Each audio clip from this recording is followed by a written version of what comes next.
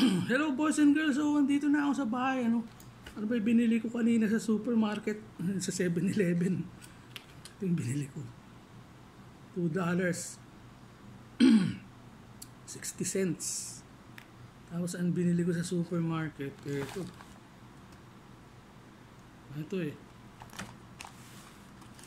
yogurt. Okay, 1 pieces ba? 1, 2, 3, 4, 5, 6, 7, 8. So 16 pieces. Isa. Ito flavor na ito, raspberry yata. Tapos ito pineapple, strawberry. So dalawa na 16. So yan, ito ay $7. So dalawa, 14. Tapos meron akong binili. Ito, try ko to, sardinas. Sardinas, $3. Tapos meron akong gustong i-try din. Ito, holiday. $2 yata. So 16, 17, 18, 19, 20, 21. Mga 24 yung naging resibo ko. $24. Well, alam nyo, sa Pilipinas kung magkano yogurt, wala pang flavor yun. 50 pesos. Mahal. Nung nasa Dubai ako, yan ang madalas kong dessert tapos ko kumain. Pero sa Pilipinas, hindi na kaya. Pero mo isang piraso. Okay. Isang piraso na ito. 50, 60 pa ata sa grocery. Ang maganda sa bansa na to, mayaman ka man o hindi naman kahirapan. Mayaman o yung tama lang. Nakakain nila yung gusto nilang kainin. Kung ano yung nakakain ng mayaman, nakakain din ng ordinaryong tao. Hindi tulad sa atin. Pusha. No comment. Diba? Imaginin mo, ang minimum 610. Kaya mo bang bumili ng ganito? Kung bumili ka na ito, 10 pa lang, 500 na. Hindi natira sa'yo, 110 na. So, dun sa atin, ang mga mayayaman lang ang can afford dito.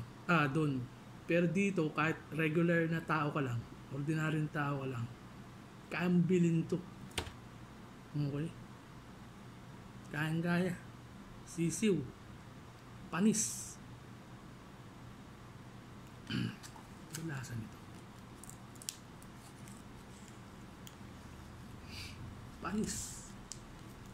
So, God bless Canada. Canada number 1.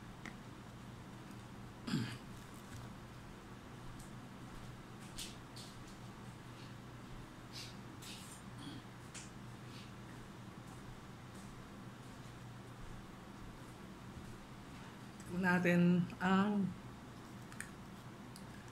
yogurt.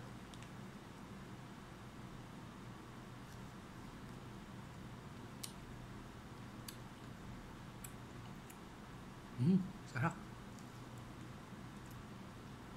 Pero si Utol ayaw nito eh. Ewan ko bakit.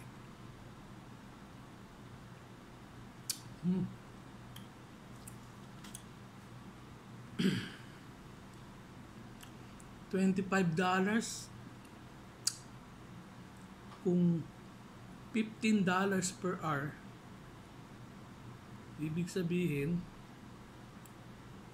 kaya mong bilhin to sa loob lang ng 1 oras at kalahating pagtatrabaho mo. Pag kinonvert mo to sa peso, 1 araw at kalahating araw mo pagtatrabahuhan to bago mo mabili itong mga to. Pero dito lang, 1 oras mo lang at kalahati, mabibili mo na to. Yun ang maganda.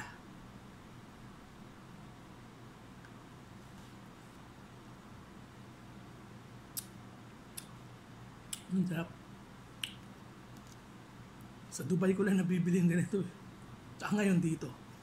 Lahat ng mga hindi kong natikman sa Pilipinas, at siyempre yung mga rich lang nakakabili, dito sigurado matitikman ko. Yun lang naman ang ano din eh. Mataas magpasahod dito. Hindi katulad sa atin, alam mo na, alam nyo na yun.